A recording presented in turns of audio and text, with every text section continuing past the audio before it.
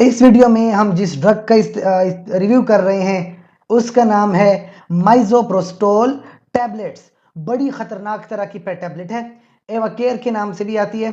और जैसे आप इसके पैकिंग के ऊपर ही देख सकते हैं, ये एक प्रेग्नेंट खातून है और उस पर एक क्रॉस का निशान किया हुआ है। मतलब ये है कि ये खवातीन मेडिसिन इस्तेमाल करती हैं और प्रेगनेंसी के खिलाफ इस्तेमाल करती हैं।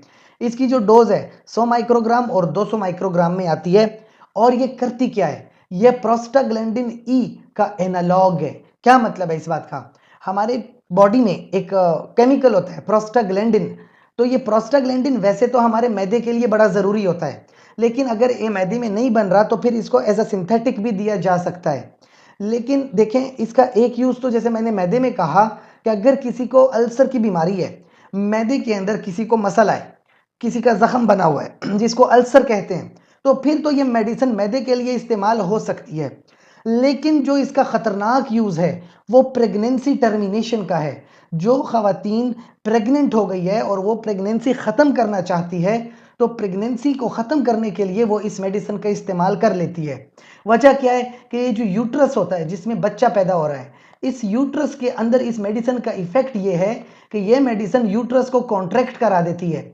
अब जब ये यूट्रस कॉन्ट्रैक्ट होगा तो ये बच्चा एक्सपेल हो जाएगा, यानी कि मिस कैरेज हो जाएगा, और इसको क्या कहते हैं कि बच्चा ज़ाया कर देते हैं।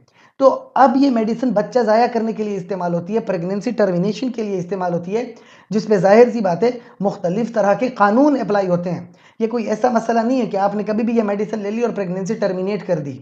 दूसरी बात, प्रेगनेंसी टर्मिनेशन भी आप बहुत एहतियात से करते हो। कोई ट्रेंड नर्स हो, कोई ट्रेंड गायनाकोलॉजिस्ट हो, उसके सामने अगर ये काम हो रहा है तो सेफ हो सकता है। अगर घर पे खुद से ये रिस्क लिया तो बच्चा ज़ाया होने के साथ साथ इतना ज़्यादा खून बह जाता है कि जो औरत होती है वो मर भी सकती है। तो ये बहुत बड़ा नुकसान हो सकता है, इससे मौत भी वाक़या हो सकती है उस इंसान की जो प्रेगनेंसी को ख़त्म कर रहा है। ठीक है, तो ये बहुत बड़ा मसला बन सकता है। बाकी याद रखने, अगर कोई खातून इसको मैदे के लिए इस्तेमाल कर रही है तो याद रखे कि वो प्रेग्नेंट ना हो या ऐसे दिनों में इस्तेमाल ना करे कि जब वो प्रेगनेंसी के दिन हो। इस बात का खास ख्याल रखे। तो ये मेडिसिन होती है आपके पास माइज़ोप्रोस्टोल। ठीक है, अब इस मेडिसिन को इस्तेमाल करने के लिए अपने गायनाकोलॉजिस्ट से मशवरा लाजमी करें। हमसे कोई सवाल है तो कमेंट सेक्शन में ज़रूर पूछें। शुक्रिया।